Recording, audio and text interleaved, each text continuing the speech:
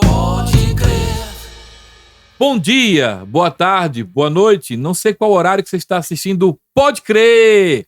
Esse programa é especial para você que está nos assistindo em qualquer parte do planeta. Hoje nós alcançamos o mundo.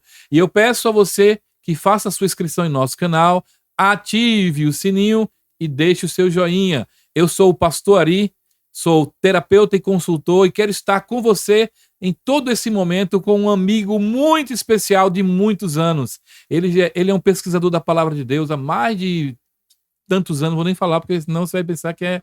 Ele tem cara de 25 anos, mas não é não.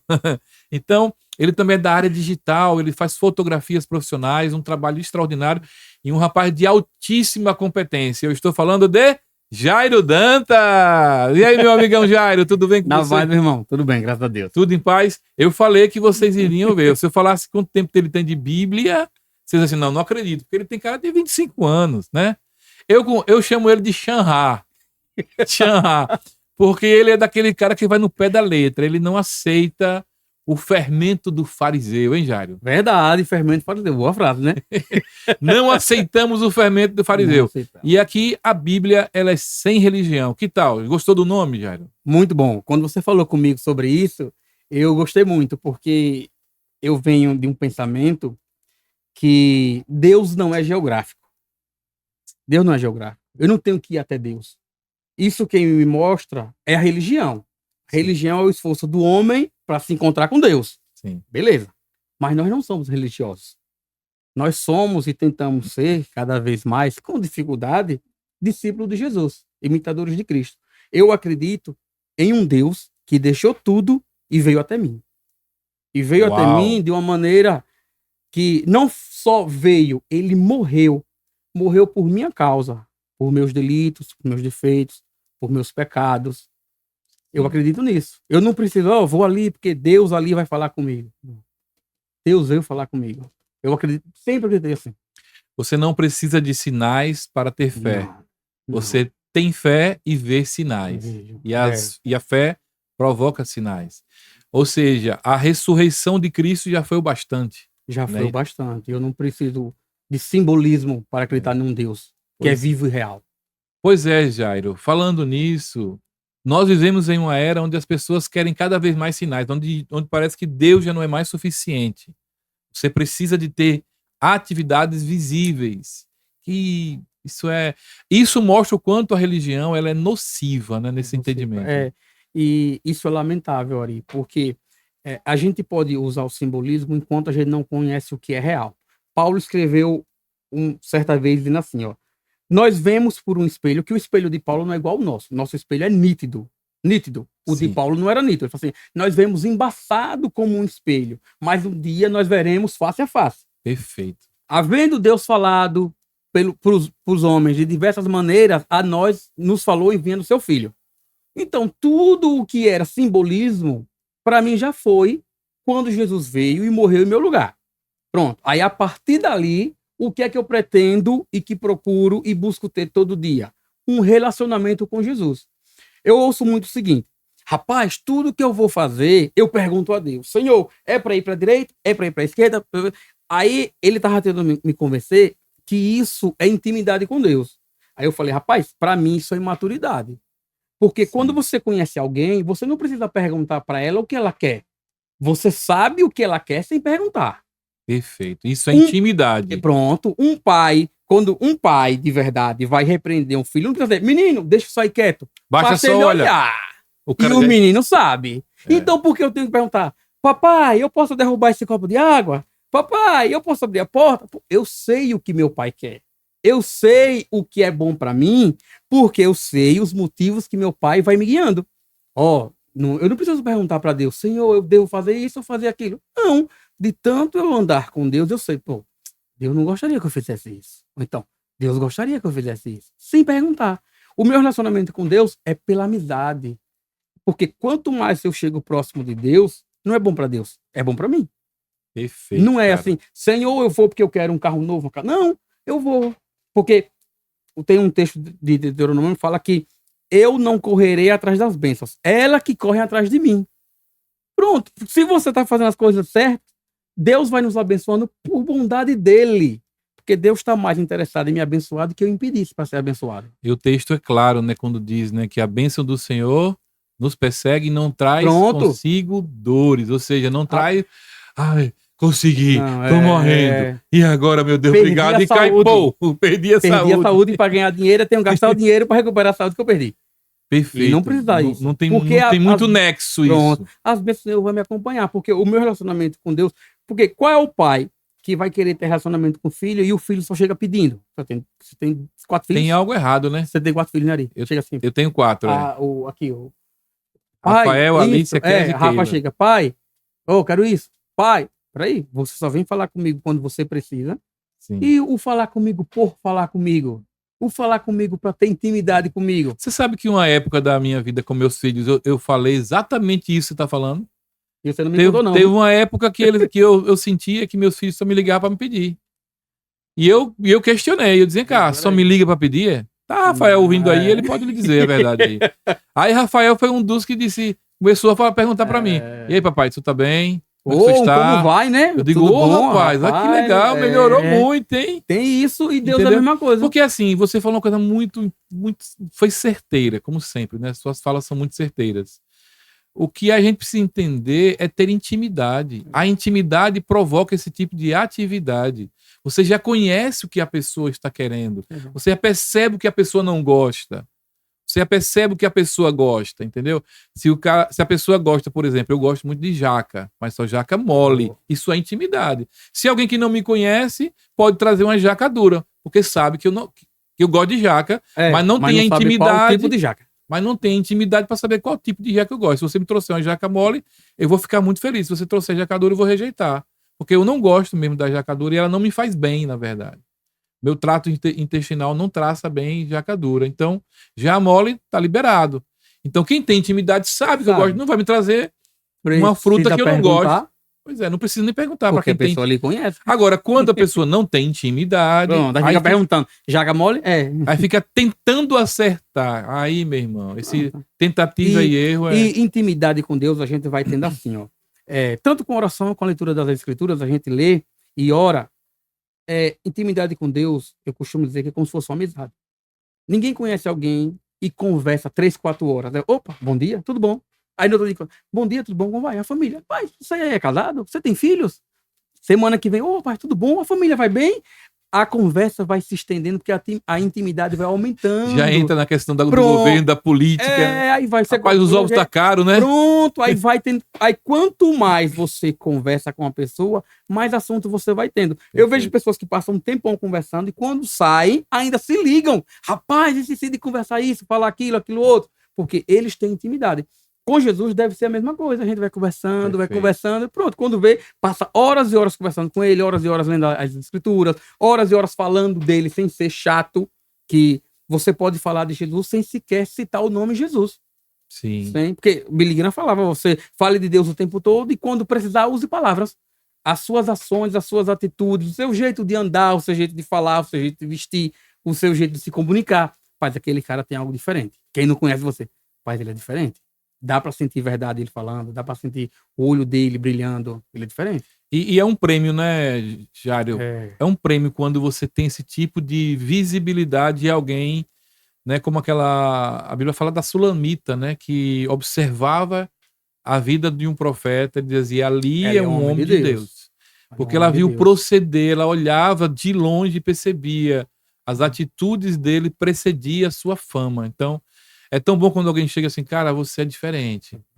Você não é igual aos religiosos que eu conheço, não. Que às vezes atrapalha. Tem pessoas que a gente conversa, tem por causa do trabalho social que a gente executa, e graças a Deus a gente tem tido esse tipo de testemunho, feedback, né? De feedback do que as pessoas... Porque assim, a gente lida com todo tipo de gente, entendeu? E cada um tem a sua escolha. Se alguém me perguntar ou se permitir ver a vida que a gente quer para ele, é a vida que eu tenho. É por isso que a Bíblia diz, André falou uma coisa aqui e é verdade. Ele disse que não adianta você querer dizer que ama alguém se você não se ama. Porque ele falou o quê? Você tem que amar o seu próximo como... Se você não se amar, você não vai ter como amar o outro. Como você vai amar o outro se você não se ama você mesmo? Primeiro... Entende? Então essa intimidade é muito séria. Mas, Jário, nós temos aqui as nossas pegadinhas. Vamos. As pegadinhas. Tem aqui 6 pegadinhas do Senhor. Vamos chamar assim, né? É o quadro Preste Atenção. Certo. Tem 6. Você tem que escolher um desses 6 aqui, um tema. Qual que você escolhe? Diga um número aí. 3, né? Número 3. Vamos lá. Tenho 1, tenho 2 e tenho 3. É esse aqui. Vamos lá, vamos lá. No oferecimento da GS Distribuidora Rinodê, que está aqui, ó, servindo o meu chá. E hoje mudou de cor. Por que mudou de cor? Tá verdinho, porque esse é o chá de limão. Para você que faz um pré-treino, esse aqui é perfeito. Vou até tomar um golinho. É o chá suco. Eu batizei ele de chá suco, porque é muito bom. O meu convidado de hoje, aqui não tem papa na língua, né? O meu convidado de hoje não toma chá. É uma pena. Porque tá tão bom. Ele prefere água, mas olha o tema que ele escolheu. Capta aí na câmera. Deus já tem um plano para provar aquilo que precisamos. Basta segui-lo. Olha aí, Xanhá. E agora? Você acredita que Deus já tem um plano para cada um de nós, um propósito estabelecido e que a gente só precisa segui-lo? André falou algo aqui também que é interessante, que eu gostaria de repetir, se servir para você, e nós temos que seguir o fluxo. É como se você fosse algo que está no leito de um rio e deixa que a correnteza te leve, que ela vai te levar para o local que você foi predestinado a chegar. Você acredita também que é assim, que Deus já tem um plano pra gente, não? Tem uma música antiga, acho que de um cantor aqui de Aracaju, que fala assim: Deus tem um plano para cada criatura. É verdade. Conhece? Marcos Antônio que cantava. Eu conhecia. Eu vi. Deus tem um plano. Eu conheci, acho que é Jailton Santos. Jailton Santos, meu amigo Jailton. Verdade, Jair. Eu lembro ele bem pequenininho, ele cantando. Olha, você me trouxe agora uma memória afetiva muito linda. Eu estava no lançamento desse LP na Piba, em 1989. E lá vai fumaça. Eu me lembro o dia, a hora, o local. Foi à noite na Piba. Ele era diácono da primeira Igreja Batista de Aracaju, na direção do pastor Jabes Nogueira. Me lembro, tá aqui. Você lembrou agora? Ele gravou essa canção. Jorginho era baixista dele nessa época. E ele gravou essa música. Verdade, então, cara. Há muito tempo, né? Falando sobre isso. Caramba. Que Deus tem um plano para cada um de nós. Meu amigo Jailton, aqui um abração para você, Jailton. Deus tem um plano para cada um de nós, eu acredito nisso. Basta a gente segui-lo. E os planos de Deus, eles não são frustrados. Isso é certo. Só que tem uma coisa. Deus tem um plano e eu não preciso dar uma ajuda a Deus, não. O plano dele vai ser concretizado. Deus falou para Abraão assim: Abraão, daqui a 1 ano eu vou voltar, você vai ter um filho. Aí Sara riu. Não vai dar nada. 90 a idade que pronto, tá, né? Vários fatores. E aí, Sara, rapaz, Deus falou, mas se for o filho com a minha escrava, é filho de Abraão. Deixa eu ajudar. A confusão tá até hoje. Tá até hoje. Por causa de uma ajuda. Verdade. Por causa de uma ajuda. Os árabes e não os se judeus. meta, cara. Deus não falou vai fazer? Vai dar um jeito e vai fazer. São 2 irmãos brigando até hoje. 2 irmãos que nunca se entenderam e, pelo que eu estou vendo, nunca vão se entender. Nunca vão se entender, por causa de uma ajuda a Deus. Deus não precisa da minha ajuda. Ismael e Isaac. Basta eu ser humilde e dizer assim: Senhor, fazer igual a Maria. O mais incrível aqui. É que a Sara riu e depois criou o problema. Quis ajudar, foi. Ela quis ajudar. Não, primeiro ela foi descrente, porque o riso dela é de descrente. Descrente, não vai nada, né? Aí depois o descrente tenta ajudar. Deixa eu ajudar, né? Porque aquilo que ela não acredita. Deixa eu ajudar que ele tá equivocado, né? Deixa eu ajudar, pronto. E aí deu o que deu. Parece a religião hoje querendo ajudar as pessoas a dizer o que é Deus. Porque né? Deus, assim, eu não acredito que Deus, na minha cabeça, Deus não tem forma. Ele chega como ele quer, da maneira que ele quer, do jeito que ele quiser. Uma vez Jesus falou assim para os discípulos: vão para o outro lado e vocês vão me encontrar lá. Beleza. Aí o texto fala que os discípulos deixaram um barquinho para Jesus e seguiram no barco. No meio da madrugada, levantou-se uma grande tempestade.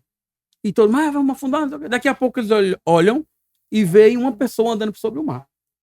Aí eles pensam: tem jeito de Jesus, tem cara de Jesus, isso só pode ser coisa de Jesus. Mas tá sem o barquinho, é um fantasma.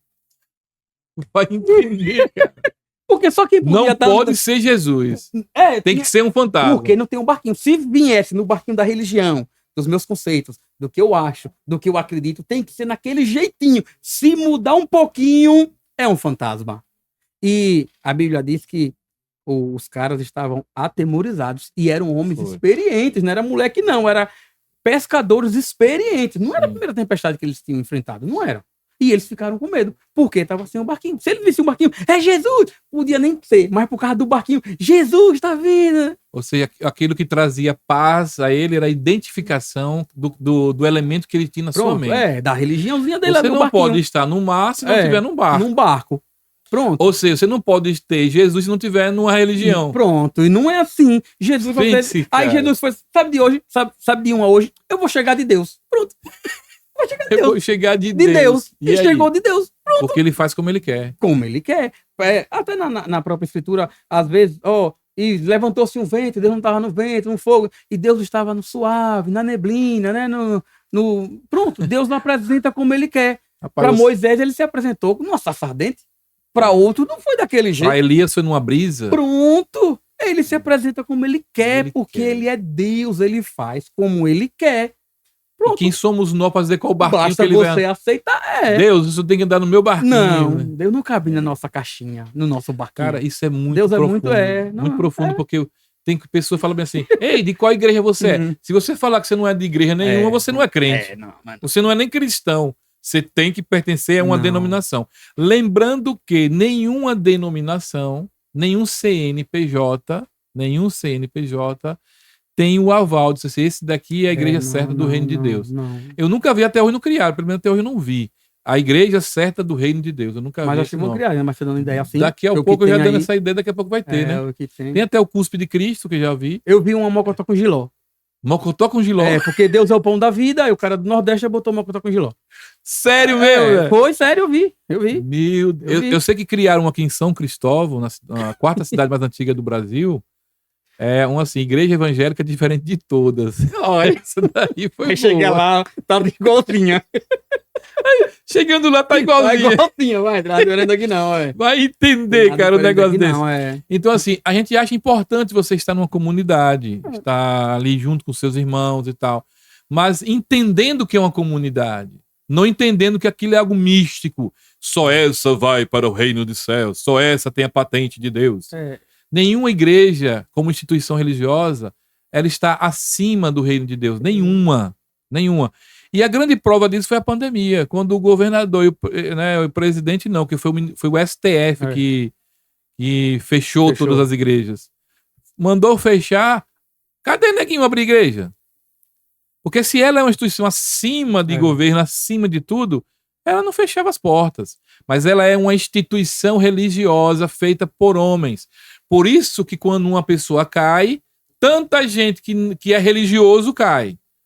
Porque veja interessante, Jairo, você faz o bem a todo mundo a vida toda. Primeiro vacilo. No primeiro vacilo que você comete, que você pode cometer, que é humano, você vira o cão. Não é assim não. Aí os oportunistas começam a dizer que você não presta para tomar gente de você. Aí começa a aparecer aqueles parasitas que viviam debaixo do tubarão. Você já viu aquele peixinho que vive do ladinho ali, comendo ali as laminhas do tubarão? É protegido em primeiro lugar, né? Porque ninguém vai chegar perto do peixinho, porque o tubarão tá ali. Sim. Né? É protegido, Se alimenta, né? Mas no primeiro vacilo, ele come o tubarão. Ele que chega. Ele vai lá e vai beliscar também o bicho. Então, isso é religiosidade, gente. Você não pode abandonar as pessoas pelas suas falhas. As pessoas têm falhas. Todo mundo tem falhas. Se eu olhar para a tua vida, eu vou encontrar. Se você olhar para a minha, você vai encontrar. Mas o maior que as nossas falhas é o que nos une. É o propósito, é o que nós falamos aqui. O plano. O plano dele. Ele tem um plano estabelecido para mim e para você. E é isso que vale.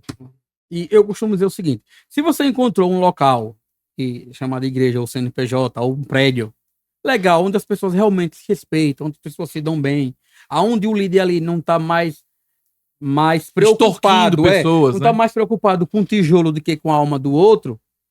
Tem muita gente que está preocupada com o tijolo, né? Eu quero fazer isso, aquilo. A grande maioria. Infelizmente. Fique. Fique.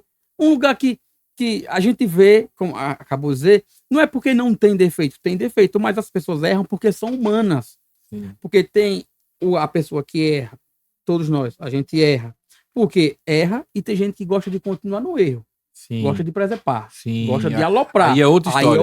Não, tipo, não. Pô, o cara não foi assim decente essa vida toda. Pô, e quantos defeitos seu? É porque talvez a pessoa não sabe.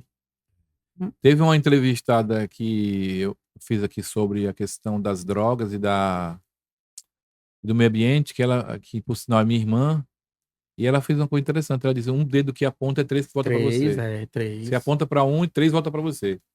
E eu achei incrível isso, né? E a gente tem que ter cuidado, porque eu acredito muito na lei do retorno.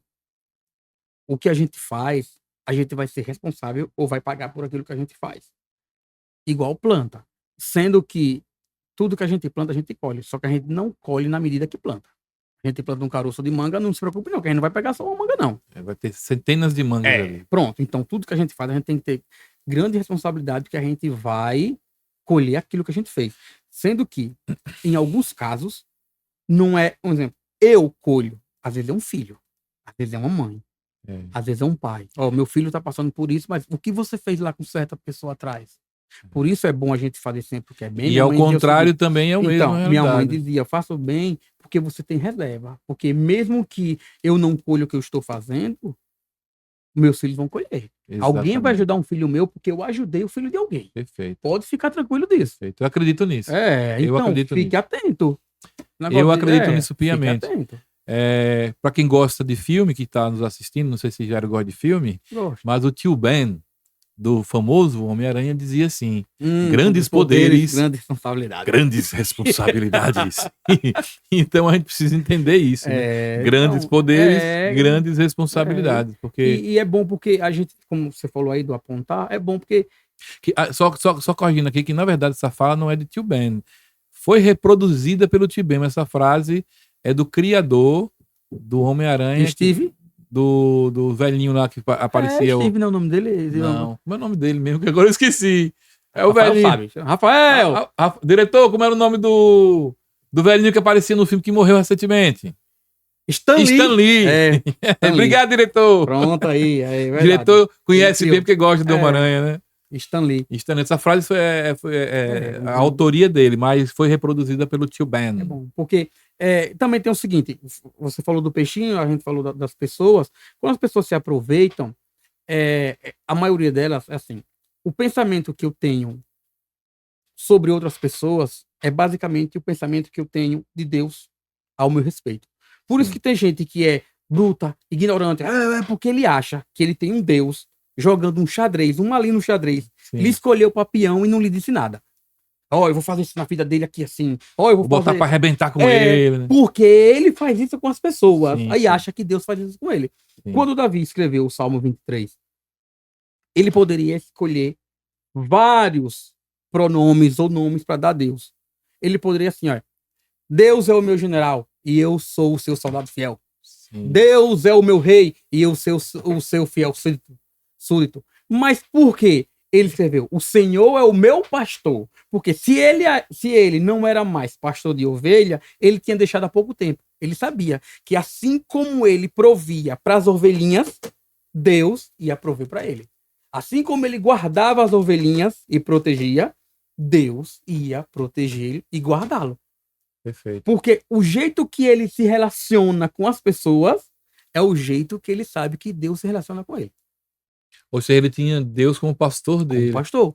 Cuidar. E como Deus cuidava, como ele cuidava das pronto, ovelhinhas. Ele tinha plena certeza e convicção. Que Deus cuidava eu vou levar dele. para águas tranquilas. Vai passar por dificuldade, por isso, que escreve assim, preparas uma mesa perante mim, que eu sou apaixonado por esse salmo, porque existem salmos que não é que a gente gosta dele, parece que ele gosta da gente. Sim. Né? Ele se apega a nós. A gente tem um salmo que a gente se apega e tem salmos que se apegam a nós. É verdade, Jair.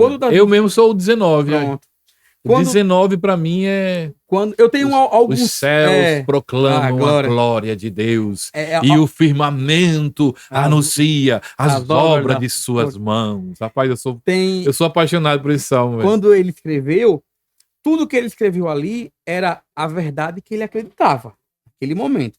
Só que ele não sabia que aquelas verdades iam se tornar maiores há muito tempo. Escreveu assim, ó, preparas uma mesa perante mim na presença dos meus inimigos. Quem era o inimigo quando ele escreveu? Às vezes o inimigo do pai. Às vezes um urso, um leãozinho. Sim. Às vezes um vizinho enjoado. Depois, quando ele cresceu, ele viu que o inimigo dele era o filho que comia com ele. Ele não podia vacilar. Porque se ele Sim. baixasse a cabeça, o filho enfiava a faca. Perfeito. Verdade. As verdades foram se tornando cada vez maiores. E ele descobriu um inimigo muito, muito pior ainda, que foi ele mesmo, né? Depois, Foi quando ele escreve... Porque assim, o maior inimigo de Davi, na verdade, foi ele mesmo. Né? Ele que causou o maior problema. Quando ele atua naquela situação lá do Urias. Do Urias, ele criou um problema para a vida dele que ele não tinha noção. Foi quem criou o maior problema para ele. Tamanho foi que ele ia mesmo. ser. Aí ele escreve assim, leva minhas águas tranquilas. Ele vai aprendendo que na juventude a água não é quente nem é fria. Ô Jairo, e parafraseando sobre a situação de Davi, é a mesma coisa que acontece com a gente também, né? O nosso inimigo até hoje maior é nós mesmos. Eu sou o maior inimigo. A nossa ignorância que provoca ser nosso maior inimigo. A religião diz que às vezes é o diabo, não sei o que, não, é a gente. É a gente. Até porque o diabo, ele só surfa na onda que a gente cria. O poder dele tá aqui, ó, no oferecer. Quando eu pego, eu toco, eu como, eu chego perto, aí a culpa é minha. Com certeza, com certeza. Aí, não tenha dúvida que esse procedimento é realmente atualizado até o dia de hoje. Se a gente... Tem um grande escritor, né? Mentor, escritor cristão, falecido já, o Dr. Miles Monroe. E ele diz uma coisa muito incrível. Ele disse: olha, cara, seu maior inimigo não é o diabo, é você mesmo. É você. É a ignorância que brada dentro de você. E cada vez mais isso é vívido, porque na época da tecnologia, o grande cientista da humanidade, Albert Einstein, era um judeu também, um judeu alemão, ele disse uma coisa muito incrível. Ele disse assim: hoje eu estou limitado pelo meu tempo, então só vou conhecer as mãos de Deus. Mas daqui a 100 anos estarão conhecendo a mente de Deus. E é exatamente no tempo que nós estamos. Então, se você hoje quer conhecer muito de Deus, tem todo tipo de informação que te leva a conhecer cada vez mais a presença e todo o dínamos, o poder, a presença. Né? Eu estava falando para você sobre, no caso de Isaías 11, o maior espectro de poder de Deus está em Isaías 11, quando ele revela os 7 espíritos de Deus, espírito de sabedoria, de temor, de conhecimento. Se você conseguir abarcar isso dentro de você, amigo, ninguém te segura. Então, assim, cada vez mais comprovado que o nosso maior inimigo é a nossa ignorância. É o vácuo que você permite estar ainda dentro da sua vida. Verdade. Eu costumo dizer o seguinte, que para a gente chegar a esse ponto de nos conhecermos e saber que a gente é o nosso maior inimigo, a gente precisa conhecer Jesus. Mas conhecer Jesus, não Jesus da religião, Jesus. Porque quando Deus se apresentou a Moisés, Deus falou bem assim: ei, e quando falarem bem assim, quem lhe enviou? Deus falou a Moisés: diga que eu sou enviou. E eu aprendi que Jesus é a resposta de Deus. O que é o eu sou? Eu sou o pão da vida. Eu sou o caminho. Eu sou a verdade. Eu sou a vida. Eu sou a água da vida. Jesus é a resposta de Deus. E quanto mais, voltando, a gente se aproxima de Deus, a gente vai se conhecendo. E sabendo que se não fosse Jesus em minha vida, eu seria pior do que Fernandinho Beiramar. Tranquilamente. Certeza. Tranquilamente. A diferença sua para ele, a minha para ele, é a presença de Jesus em nossa vida. Aí entra o que você falou do Isaías 11, dos 7 espíritos, não sei o quê. Do leopardo andando com o boi. Esse conhecimento eu preciso adquirir. Perfeito. E isso a gente só tem andando com Jesus. Todo dia. Todo dia eu ando um pouquinho. Todo dia eu ando um pouquinho. E dá certo. E andando sempre no plano estabelecido por ele, né? Porque ele já tem um plano para você. Acredite nisso. Acredite no que está escrito aqui. Deus já tem um plano. Não tente criar jeitinho como Sara fez. Você vai criar problema. Você vai criar problema para você, mulher de Deus, homem de Deus abençoado, filho de Deus. Você vai criar problema. Bote seu joelho no chão. Pergunte a Deus qual é o seu propósito e ele vai guiar você até ele. E daí, mano, é só seguir o fluxo da vida. Não queira passar a perna em ninguém, não queira atropelar ninguém, Porque as pessoas acham que isso hoje é vantagem. É. Houve uma época em que ser cristão, com essas coisas, era sinal, era garantia de respeito e hombridade. Hoje não é mais. Não, e outra coisa, já, você falou uma coisa que particularmente mexe muito comigo, porque eu vivi muitos anos da minha vida dentro do processo ideológico político cristão. Tá? Quer dizer, até hoje vivo, mas hoje hoje eu virei águia nesse entendimento, né? Hoje neguinho não vem dizendo assim, eu sou da direita, eu sou a favor da família e tal. Um monte de gente que é só a favor da família de fachada, só para ter voto e só para dizer que defende a família. E eu conheci um monte nos bastidores do poder em Brasília e aqui em Sergipe. Tem muita gente que tá no Senado Federal hoje, por exemplo, que diz que defende a família, mas era só para chegar no Senado Federal. Era só para chegar naquele lugar. E tem muita gente em Sergipe que também tá querendo o mesmo caminho e enganando pessoas, dizendo, eu sou a favor da família. Mas é tudo papo furado. Você falando de caminho, de seguir, a história que vem à minha mente mais forte é daquele bom samaritano, que a gente tem que entender e andar com Jesus, porque saber que Jesus é o caminho, às vezes não muda a vida de ninguém, se você não andar naquele caminho. Perfeito, cara. O texto fala que estava indo para Jerusalém, um rapaz, mas pelo mesmo caminho foi antes dele salteadores. Pelo mesmo caminho foi um fariseu. E pelo mesmo caminho foi um levita. Vida. O caminho era o mesmo. A diferença está em como você anda. Só que o texto não termina aí. Fala que por aquele mesmo caminho foi um samaritano. Aí, o caminho, os salteadores andaram no caminho da perversidade e da maldade. O rapaz que foi assaltado andou no caminho da despreocupação. Não, eu só vou andar. Eu só vou andar. Tô distraído no meio de lobos. O fariseu andou no caminho do julgamento, da religiosidade. O levita não andou no caminho, não tenho que cumprir minha agenda. Esse tá assim, porque não quis saber nada de Deus. E o samaritano só foi. E a primeira pessoa que ele encontrou no caminho, ele cuidou. Ele trouxe para si. Então não importa só saber qual é o caminho. Basta, você tem que entender como se anda nele. Porque dizer que é de Jesus, uma galera diz que é. Mas como você é? Fazendo o que quem não é de Jesus faz? Como você é? Nos passos de Jesus, o que você faria? Pronto, só é seguir. Vê e faz. Que às vezes as pessoas querem perguntar algum assunto polêmico e eu costumo dizer assim, eu sou discípulo de Jesus. Se Jesus não tocou no assunto, eu nem chego perto. Porque tem gente que fala assim, não, o pastor da igreja disse que a gente tem que jejuar todo mundo, porque não sei o quê, porque é bíblico, porque Radassa, Esté, foi lá, descobriu a trama e mandou todo mundo jejuar, não sei o quê. Mas Jesus falou bem assim, quando você jejuar, lava o rosto, não deixa ninguém saber que você está jejuando, não. Só aquele lá. Perfeito. Só ele. Quando você for orar, você não é na praça, não. Anda no quarto, você fecha a porta, ninguém vai saber. Mas meu pai sabe. É o Jesus, o jejum como arma interna da sua própria existência, não da dos outros. Deus, aí eu sou discípulo de Jesus. O que ele fez, não estou dizendo que eu consigo, mas eu procuro fazer. E já é muita coisa. Não sou discípulo de Moisés, de Arão, Abraão, essa galera, não. Ele fez. Jesus falou sobre o quê? Não, Jesus falou sobre isso. Então eu vou nesse caminho aqui. Não, mas Moisés fez assim, Abraão fez assim. Mas fazer o quê, né? Eu vou porque Jesus disse. É mais fácil para mim. Jairo, meu amigo, já fui informado que o nosso tempo já acabou. Não estou entendendo. Começou agora, já acabou. Como é que pode? Ô, diretor, como é que pode um negócio desse, diretor? Já acabou um assunto tão bom como esse. Então, assim, mano, você vai ter que voltar outras vezes.